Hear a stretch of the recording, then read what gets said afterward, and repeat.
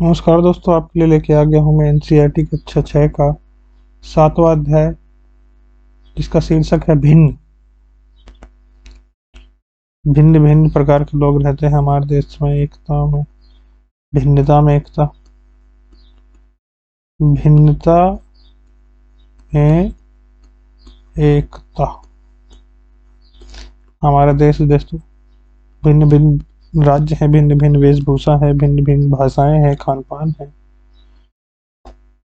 तो भिन्नता में एकता आपने सुना होगा, प्रधानमंत्री मोदी जी है, अन्य भी प्रधानमंत्री, अन्य भी नेतागण इस प्रकार की बात करते रहे हैं, भिन्नता में एकता। तो भिन्न दोस्तों गणित में किस हिसाब से भिन्न का क्या अर्थ है? अंग्रेजी में दोस्तों, हाँ, अंग्रेजी में भिन्न को फ्रैक्शन कहते हैं।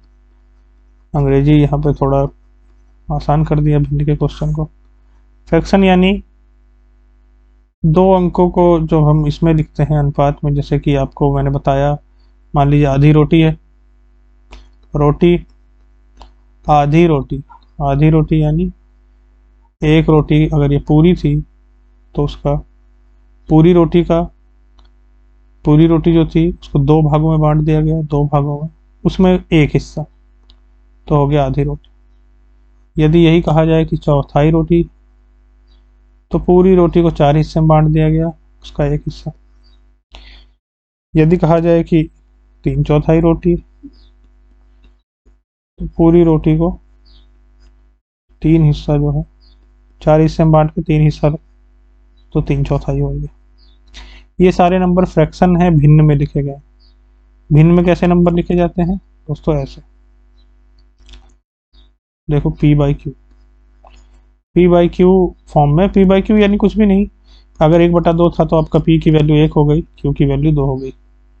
इसको कहते हैं अंश, इसको कहते हैं हर, नीचे वाले को हर कहते हैं। ठीक है दोस्तों, अंग्रेजी में इसको क्या कहते हैं? अंग्रेजी में बड़ा नाम है अंश का न्यूमरेटर, न्यूमरेटर।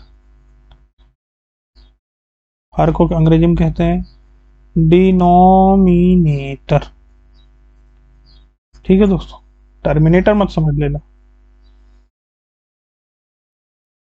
ऐसा यहाँ पे देखो बताया भी गया है, वैसे ही कुछ आकृति दिखा के बताई गई है उसका। जैसे ये है, 8 हिस्से इसके किए गए, 1/8 तो दिखा दिया गया है। इसके 7 हिस्से किए गए हैं, ठीक। और फिर इसमें 3 हिस्से को क्या कहेंगे? 3/7। भिन्न दोस्तों ये देखिए, जैसे एक भिन्न इन्होंने लिया है 5/12, 5/12 को यहाँ पे दिखाया है, अंश जो है वो 5 है, हर जो है वो 12। ठीक है, ये दोस्तों देखिए प्रश्न है यहाँ पे, बताइए दोस्तों इसको क्या भिन्न में इस चीज को लिखना है, क्या लिखें? आपके आंसर है 1/4 लिखें या 3/4 लिखें? कमेंट सेक्शन में बताएं क्या लिखें इसको। ये देखिए, इसको क्या लिखें दोस्तों? 4/8 या फिर 1/2? कमेंट सेक्शन में बताएं इसको क्या लिखें दोस्तों, 1/12 या फिर 11/12? क्या लिखें इसको क्या लिखें दोस्तों? 2/4 या फिर 1/2? क्या लिखें दोस्तों, बताइए आप। इसी प्रकार इसको भी करिए।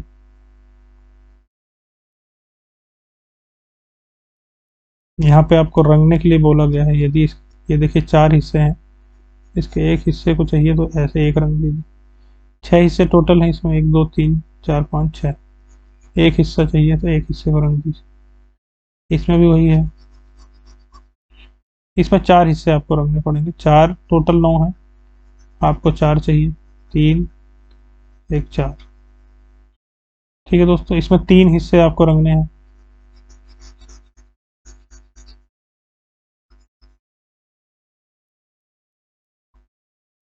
इसी प्रकार से बहुत ही सरल सवाल है, कोई इसमें कठिन नहीं है, कर सकते हैं।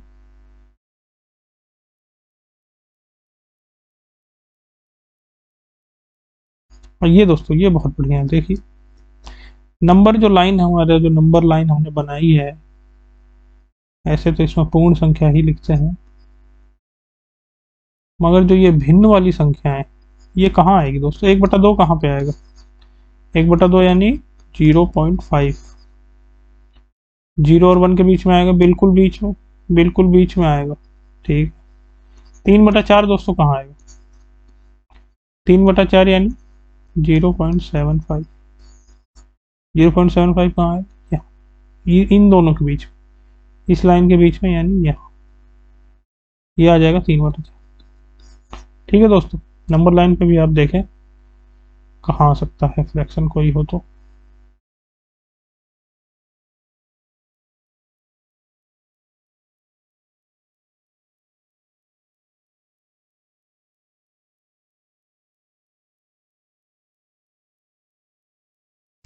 दोस्तों यहाँ पे एक चीज बताया गया है, ये देखिए दोस्तों, जो भिन्न होता है, भिन्न जो होती है फ्रैक्शन, आप किसी भी नंबर को फ्रैक्शन, जो होल नंबर भी हैं, जो होल नंबर हैं या फिर जो इंटीजर हैं, सभी नंबर, होल नंबर और नेगेटिव नंबर कोई से भी हो, उसी को कहते हैं इंटीजर।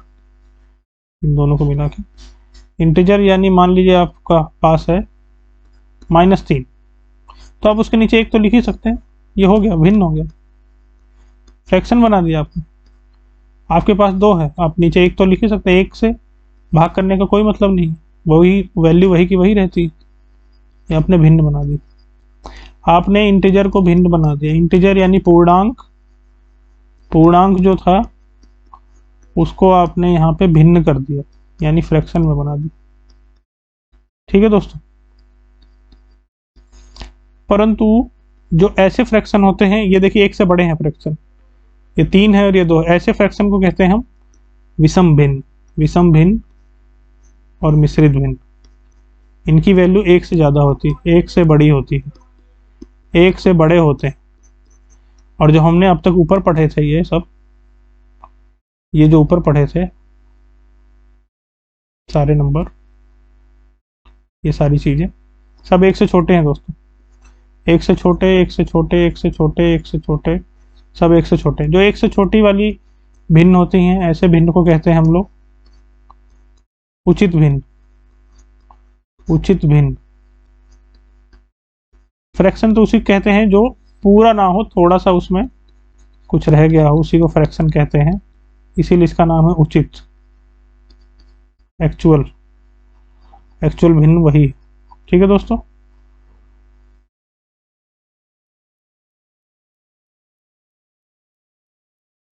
दोस्तों हम आगे आते हैं। ये आपने देखा दोस्तों, ये सब उचित भिन्न नहीं है, इसको विषम भिन्न कहते हैं, विषम भिन्न, इन सबको कहते हैं विषम भिन्न।